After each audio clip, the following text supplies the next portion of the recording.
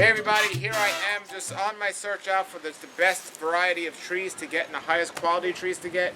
And as I'm expanding my garden, I'm always looking for people that are selling trees, and I go to a lot of nurseries and a lot of farms. But there's a fellow here in West Palm Beach that actually made his house into a nursery.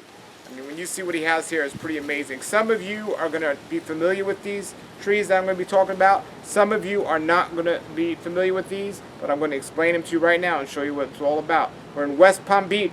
I'll put the fellow's information below the video. If you're interested in getting any of these trees, check them out.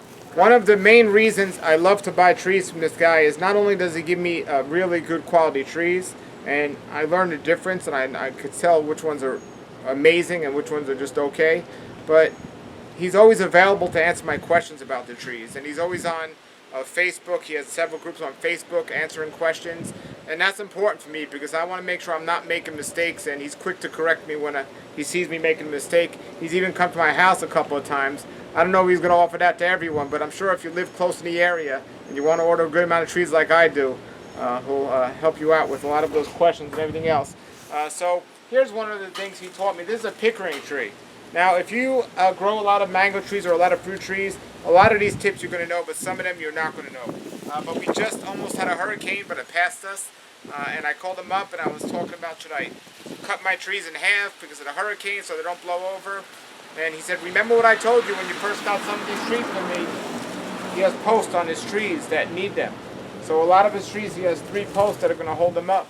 So it's just a great example of tips you can get from people that know what they're doing and have experience with doing these things. So what I love about his yard here, I'll pan out and show you in a moment here, but he used to have 2 big giant trees in his front yard. One big longin and one big lychee tree. But what happened was, it was just taking up so much space. And this fellow, his name's Leaf, he's the second person to confirm with me. My friend Bobby told me also to keep the trees smaller and more bushier instead of taller, for so many reasons. But what he did was he had somebody remove the longin and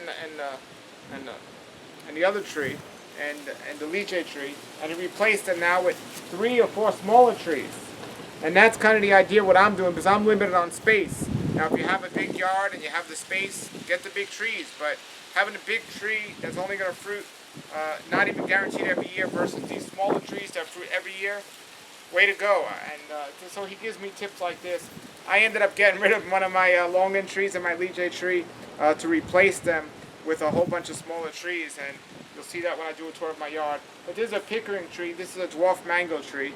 And again, when you're limited on space like I am, it's good to know which trees go where, and to have somebody with the experience to tell you which trees are better to have than others is very helpful. So this is his Pickering tree, and he keeps some of these trees at certain sizes. Some of them don't grow any bigger, but here's a tree that grows really big. This is a green Camito tree, and it can grow really big, but again, he chose to prune it and keep it at a certain size. And again, he has the post on this tree, and let me take you over here and show you just his front yard before we go to the back, and show you some of the amazing trees that he has. And a lot of these trees are for sale, and he does have the best prices because he's doing it out of his house. It's not a big giant nursery where he has to pay the rent and all that stuff, so he's able to keep the prices lower than your average nursery. Let me go over here and show you these. Alright, here's just an example of all the amazing trees he has. I'm going to get behind the camera and pan on each one and just show you some of the things. He just had a massive amount of trees that he just sold, so he's a little low right now, but he's always replenishing. That's another thing. Whenever I ask him something, he usually has it, but if he doesn't, like within a couple of days, he gets it. So anything you're interested in, contact this guy. Okay, you guys are going to be excited if you're new to this, but even if you're not new to this, you're going to be excited.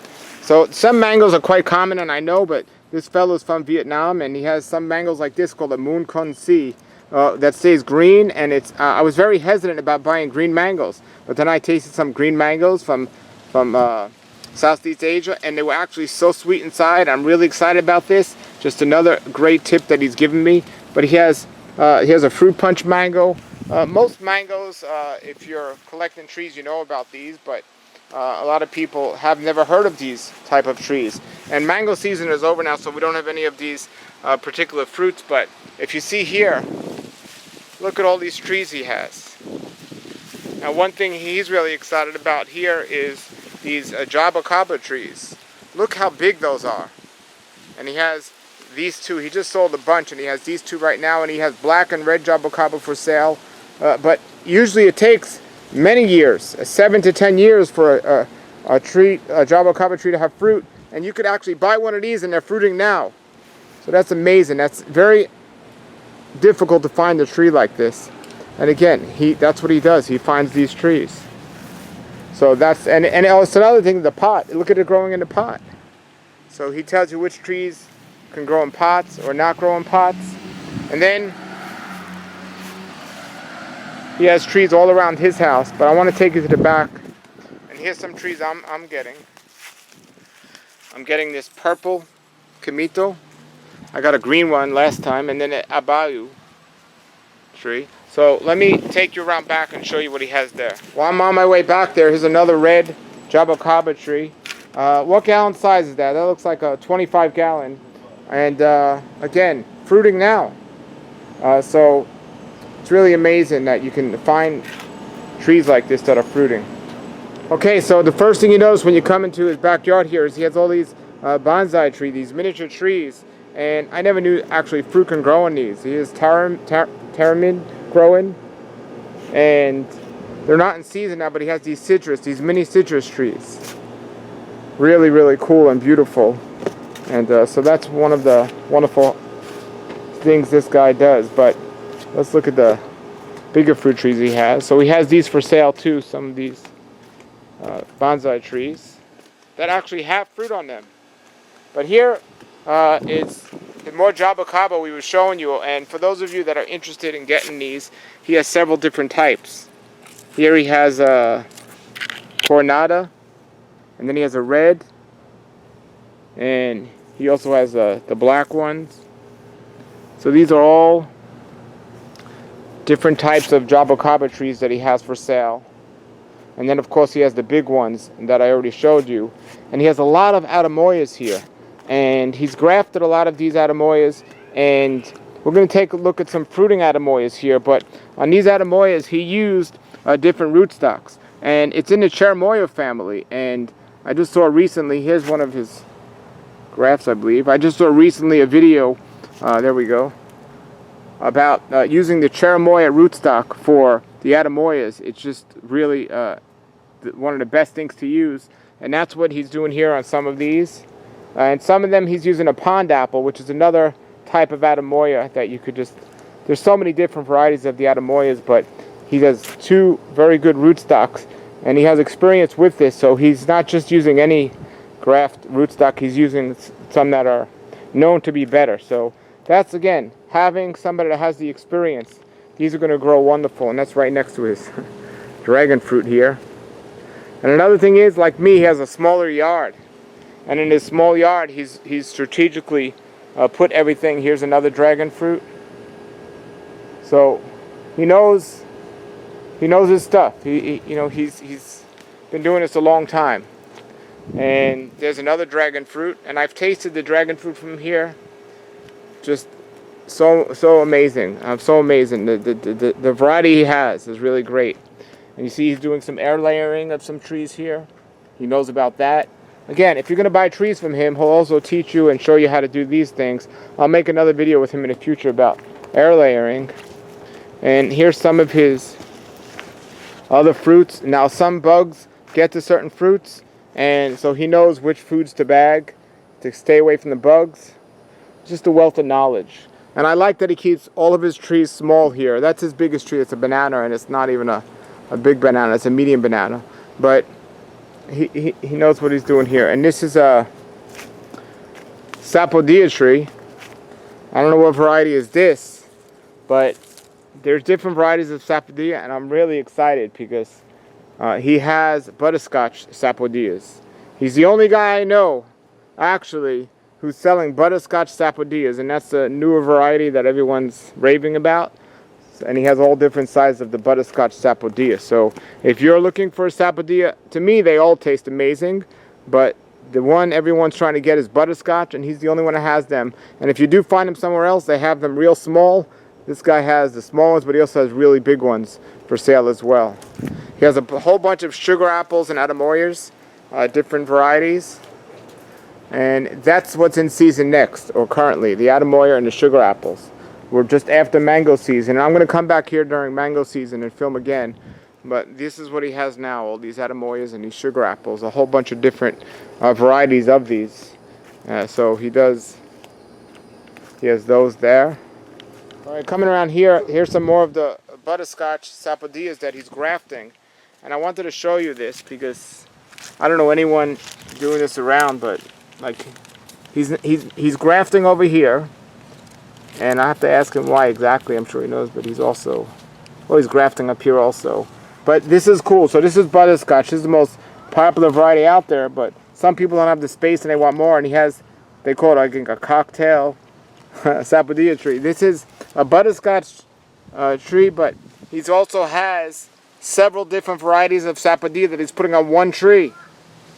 So if you want the butterscotch and several other varieties, he can graft a tree for you, a butterscotch, maybe Alano or some other type of sapodilla that you want. He could personally do these for you. So that's really cool.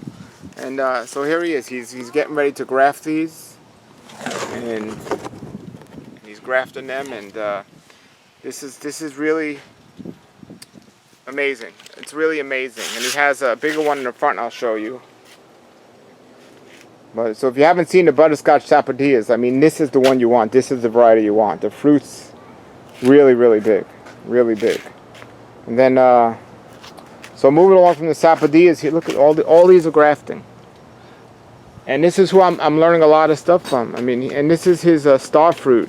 Now, when you see star fruit, you usually see big giant trees. And he just pruned this and he keeps this. I think this is the biggest he lets this get. And that's all you need to let it go because it fruits so much. And this is one tree that he has on the ground here. And he's growing different varieties of even star fruit.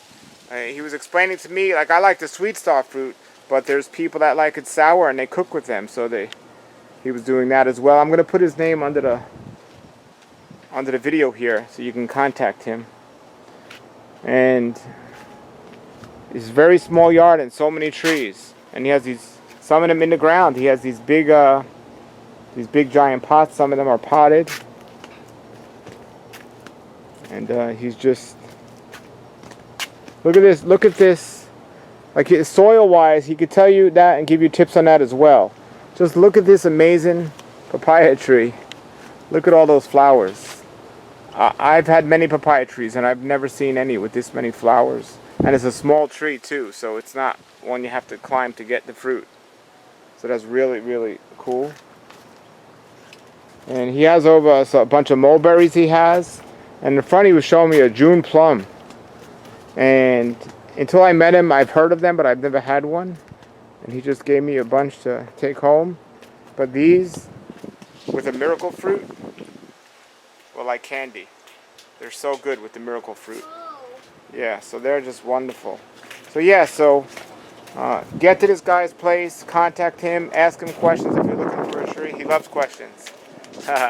So his name's Lee, his info's below the video.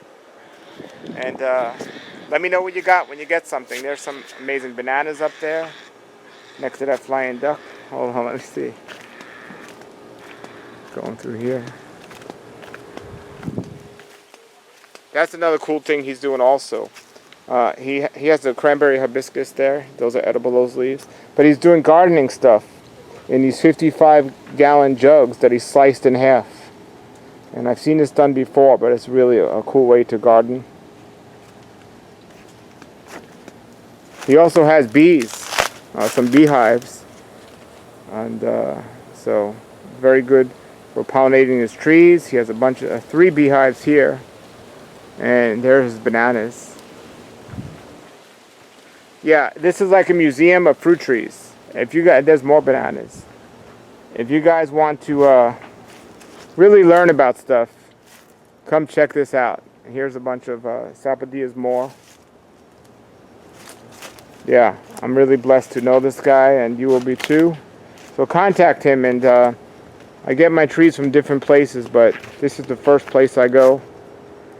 And it's so great. It's so great. He's in West Palm Beach, Florida. And I'll put the info below. So now we come back here, and here's a guava tree. And you see he's bagging the fruit because I know some sugar apples and also the guava, they have these particular flies that get in there and they mess up the fruit. So just putting a simple bag on there will help save the fruit. And he has several different types of guava out here. So these are 2 more butterscotch trees of the Sapodillas. So look at those. Those are big. You're not going to find ones like that size often, but check this out. This is the biggest butterscotch tree you'll find for sale. And this one's going to fruit. This one's going to fruit. I mean, this is it.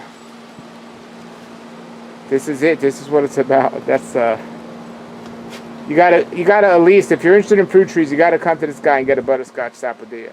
If you do anything, just do that. But come visit him and see his trees and check out. And again, he's doing this out of his house so he can keep the prices down. And he has the experience to choose the best quality trees. Graft, he can do a cocktail Sapodilla tree or a cocktail mango tree. Whatever you're looking for, we'll make it happen. Alright, his name's below the video. And a lot of the trees I have in my yard came right from this place. And as they grow, I keep bothering him with questions, but he's always available to answer them. He's on Facebook, and he's also on a whole bunch of different groups he has on Facebook, so definitely contact him.